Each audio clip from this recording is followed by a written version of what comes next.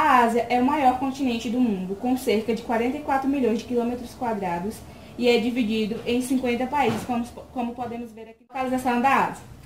Como podemos ver, a Rússia ela é cortada pelo Círculo Polar e nessas regiões o clima é mais frio.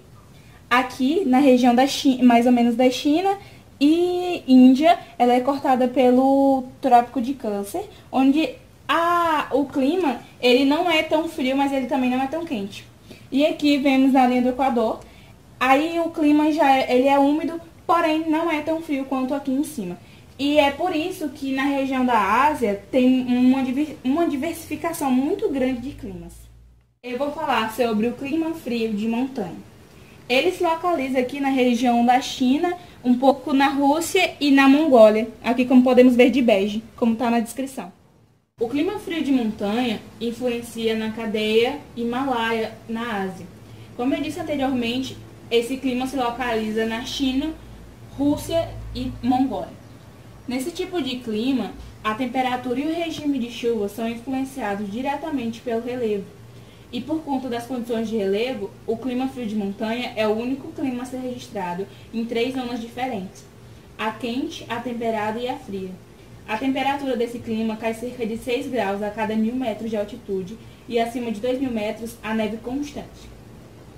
A queda de temperatura ocorre porque com a altitude, a queda da absorção de energia, da energia solar pelo solo e da pressão atmosférica, que é menor. Quanto maior a altitude, menor é a pressão atmosférica e a temperatura cai porque o ar retém menos calor à medida que sobe. A pressão também influencia no padrão de ventos, que esfria rapidamente à medida em que a altitude aumenta. Em geral, os ventos são turbulentos porque com a redução da altitude, a massa mais quente desce a montanha e por isso tem muito risco de avalanche nesses locais. E devido à combinação de pressão, altitude e radiação nas zonas sob influência do clima frio de montanha, as condições meteorológicas podem mudar drasticamente de uma hora para outra, com uma transição brusca entre a época de inverno e verão. Essas áreas recebem mais precipitação porque a temperatura na parte superior da montanha é mais baixa que a temperatura ao nível do mar. E os ventos ele acarretam o ar úmido sobre a terra, onde há mais calor. E à medida em que sobe, o ar esfria porque o frio transporta menos umidade que o ar quente. E por isso ocorrem as chuvas no período de verão. Climograma. Como podemos ver nesse climograma, ele marca pelos meses. Aqui embaixo ele marca cada mês. Aí em janeiro, fevereiro e março são os meses que ocorrem o inverno. E aqui em maio até setembro é basicamente o verão. No inverno, as temperaturas podem chegar até menos 10 graus, como podemos ver aqui. E no verão, elas não passam de 30 graus. E no inverno, lá é muito seco e o clima é bem estável. E no verão, não tende a esquentar muito. Monte Everest é a maior cadeia montanhosa. Como estamos falando do clima frio de montanha, o Monte Everest é o maior exemplo de cadeia montanhosa, com 8.848 metros de altitude. Ele influencia também nas massas de ar que passam para a região, porque ele pode acabar bloqueando na passagem da massa de ar. E por conta dele também, as massas de ar que chegam na região, elas são úmidas no verão e bem secas no inverno e instáveis. A vegetação dessa região, nas áreas mais baixas, aqui não tem, mas nas áreas mais baixas tem a ocorrência de árvores coníferas, que elas impedem a passagem de neve para a raiz, assim fazendo com que as árvores consigam crescer. Aí, como podemos ver aqui nessas áreas mais acima, temos gramíneas, e mais ao topo das montanhas não há vegetação aqui, por conta da neve, os raios solares eles não conseguem incidir no solo para que as plantas consigam se reproduzir. E também não ocorre, eles não conseguem absorver a água. El Niño. Um fator negativo a respeito desse clima é que, como podemos ver, a vegetação ela fica mais ou menos aos 1.000 metros. E a neve, ela tá acabando por conta do aquecimento global, ela tá acabando se derretendo. E a vegetação ela está subindo muito. Se isso continuar nessa velocidade, os cientistas disseram que esse clima pode acabar até se extinguindo, porque o aquecimento global está cada vez maior. El Niño, aquecimento das águas superficiais do Pacífico Central. Esse aquecimento ocorre por conta da mudança dos ventos alísios. Eles perdem a intensidade e assim não conseguindo fazer a troca da água da superfície. E esse aquecimento, ele acaba prejudicando o Sudeste Asiático nas cidades de Bangkok e Hanoi, causando secas. Tá, o clima mediterrâneo. O clima mediterrâneo, como o próprio nome já diz, ele é encontrado nas regiões próximas ao mar Mediterrâneo. Só que, tipo, ele não está restrito apenas a esse tipo de região do globo. Porque também abrange outras regiões, como a do sul e sudeste da Austrália, também na região central do Chile, no litoral da Califórnia, na porção ocidental da África do Sul e em torno da bacia do Mediterrâneo. As suas características, os verões são secos por conta da intensidade do sol, que é muito alto por lá, e os invernos são chuvosos. Mudanças climáticas bastante pronunciadas. A primavera é quente e seca, e as chuvas são irregulares e podem ocorrer durante o ano todo. A vegetação típica desse tipo de clima, ela é conhecida como vegetação do Mediterrâneo ou floresta mediterrânea. E ela é constituída por espécies adaptadas a longos períodos de estiagem e são encontradas distantes.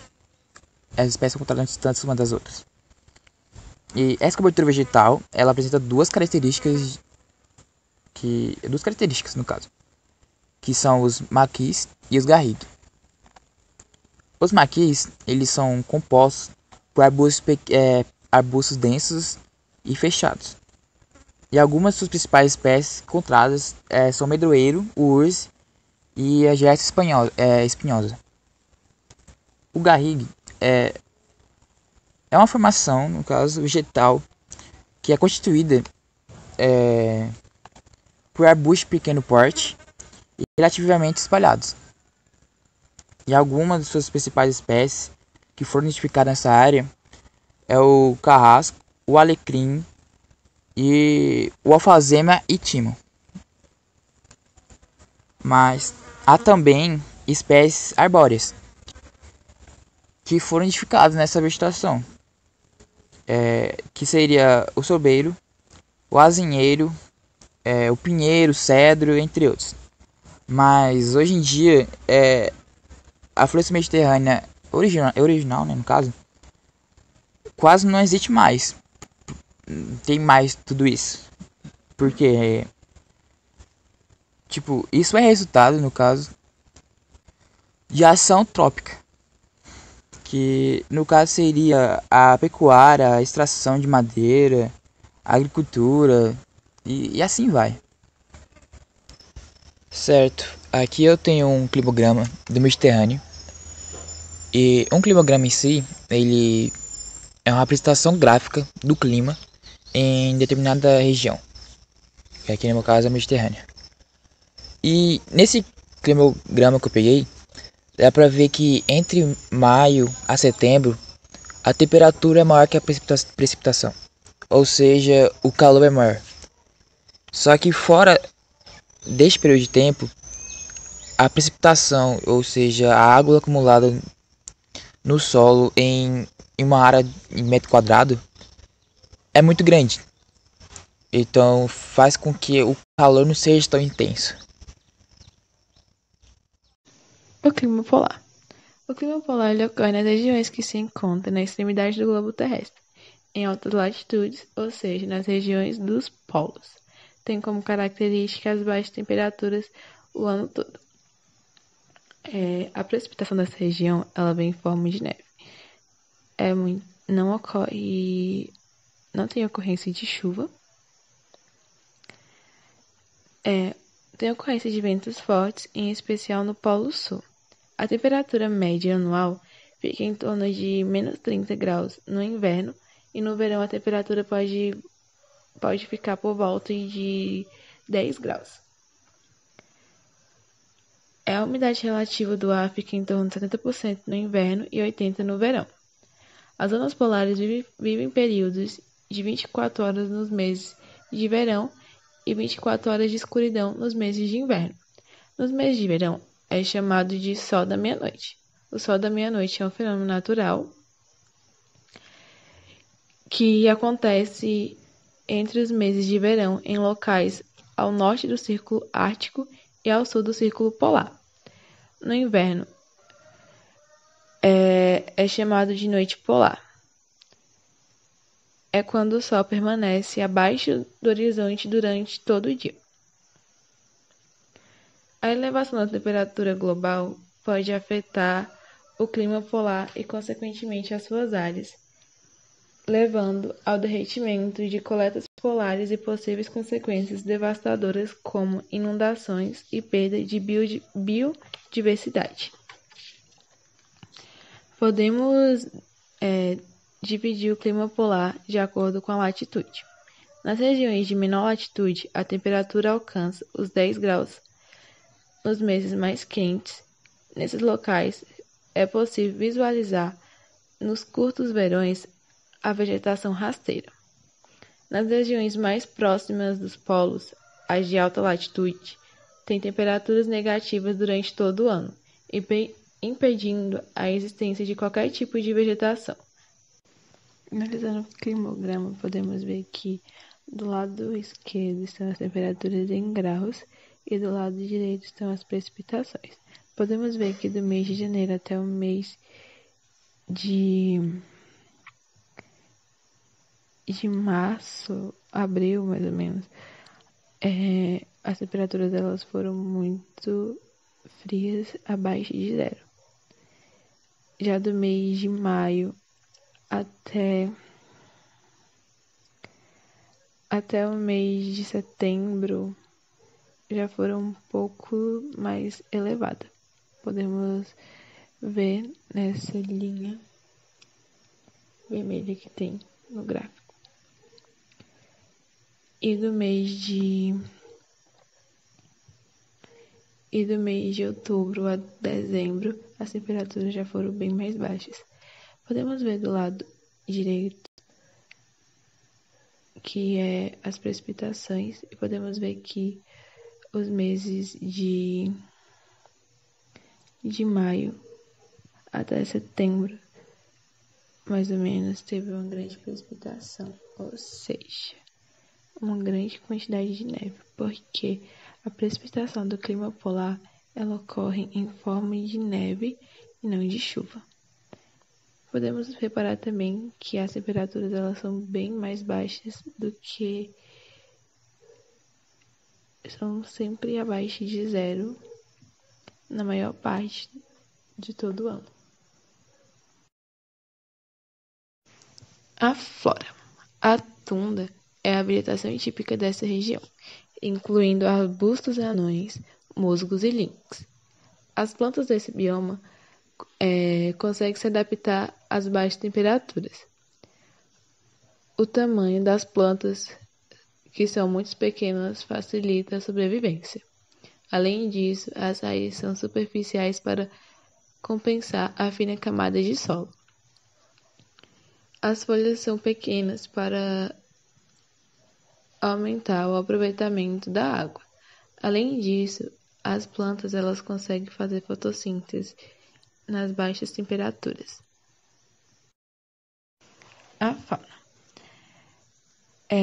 Existem animais que conseguem se adaptar ao clima frio. Um fato interessante é que a maioria dos animais presentes no clima polar são de colorações neutras.